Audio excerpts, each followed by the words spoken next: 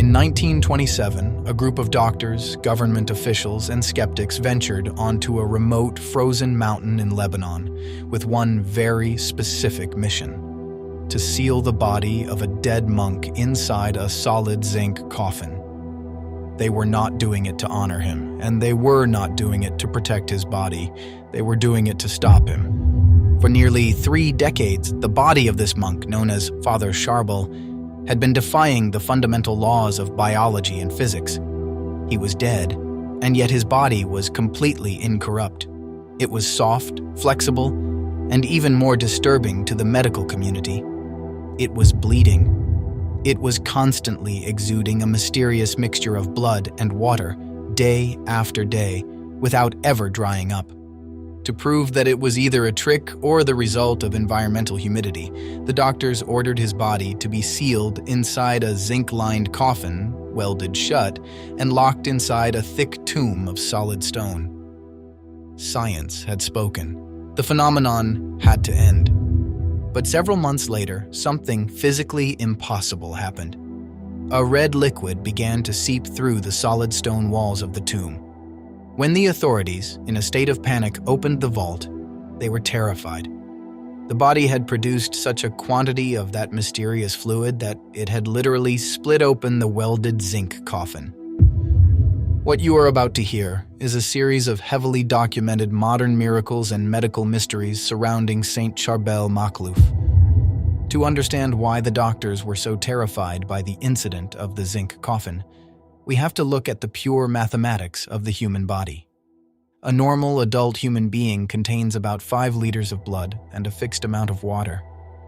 Once deceased, a body cannot create more liquid. It is a closed system. And yet, Dr. George Shukrallah, an eminent physician who examined Charbel's body dozens of times over the years, documented that the monk's body continuously produced this blood-like fluid for 65 years after his death. Medical researchers calculated that over those 6 decades, Charbel's body exuded thousands of liters of fluid. It was enough liquid to fill several bathtubs. According to the law of conservation of mass, this is physically impossible. The body should have been reduced to a dry skeleton within a few months. Instead, Charbel remained perfectly intact, his joints flexible, his skin maintaining the elasticity of a living man. Science had no answers, but this was only the beginning. The phenomena connected to this monk were about to leave the tomb and enter directly into modern operating rooms. Before examining the recent miracles that are truly impossible to ignore, we must ask ourselves, who was this man?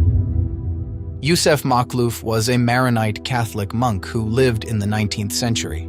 For the last 23 years of his life, he chose to live in brutal isolation, in a hermitage at an altitude of 1,400 meters.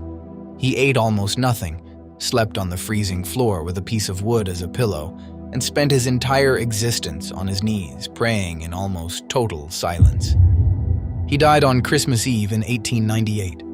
Because of a violent snowstorm, he was buried quickly, placed directly into the frozen mud without even a coffin. According to biology, a body buried directly in wet mud decomposes at an astonishing speed.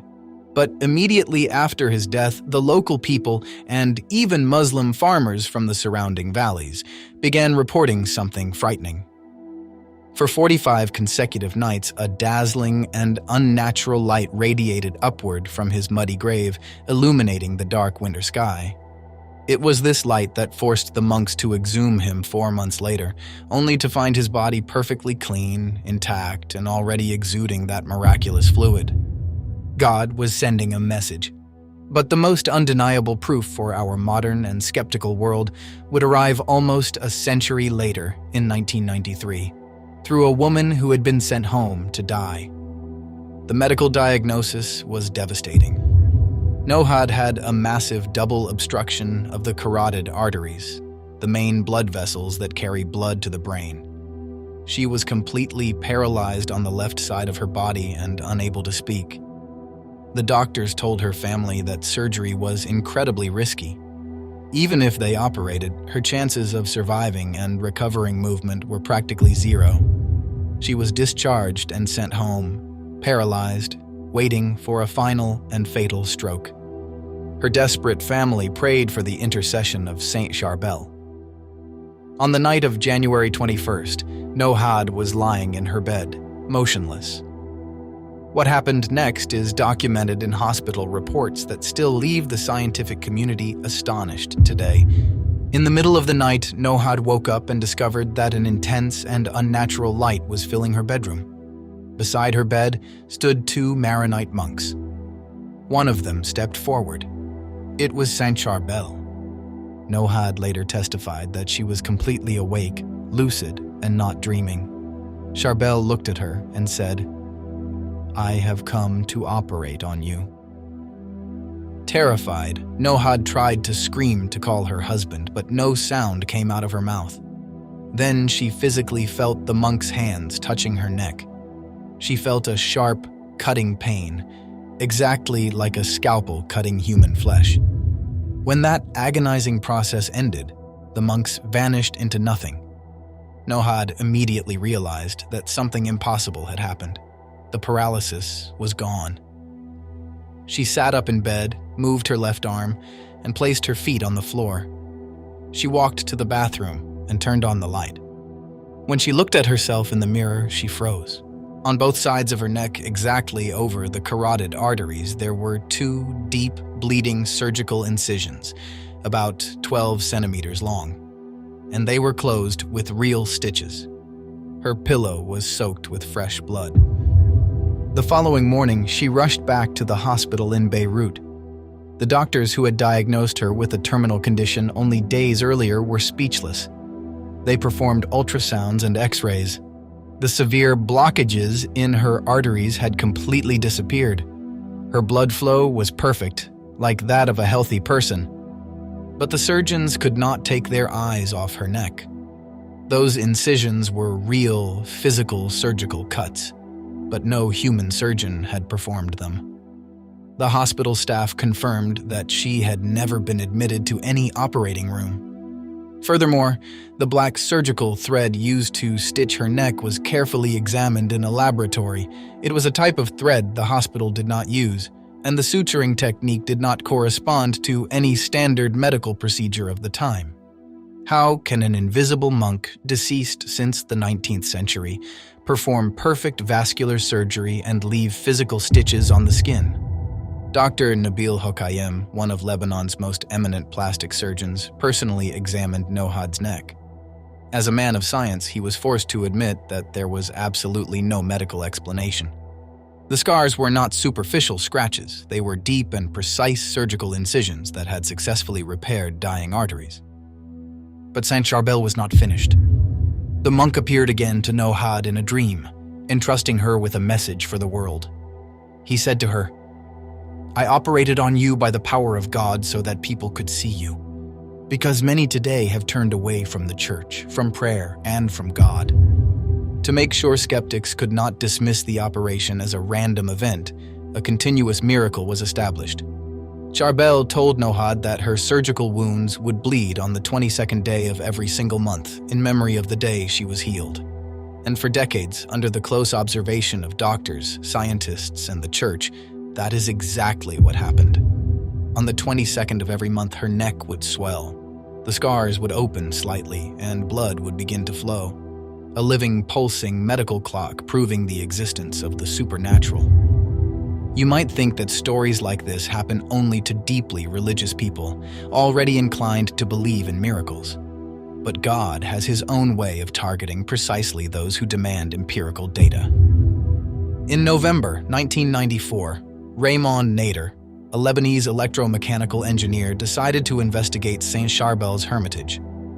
As a man of hard science and mathematics, Raymond did not believe in myths. He wanted to understand the phenomenon using logic alone.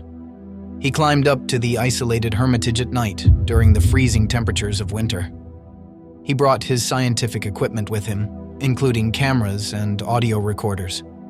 He sat in the frozen courtyard where Charbel used to pray, demanding a sign that could be measured and calculated. Suddenly, the freezing mountain air changed. Raymond reported feeling a sudden and intense wave of warm air strike him.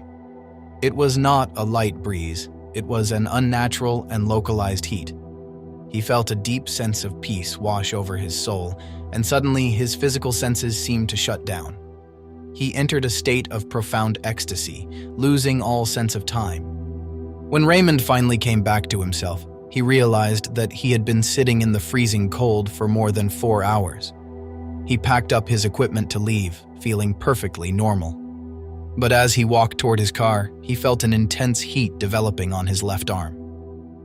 It was not painful, but it felt as if a fire were burning directly beneath his clothes. He lifted the thick sleeve of his winter jacket. What he saw destroyed, in an instant, all the laws of physics and biology on which he had built his entire career.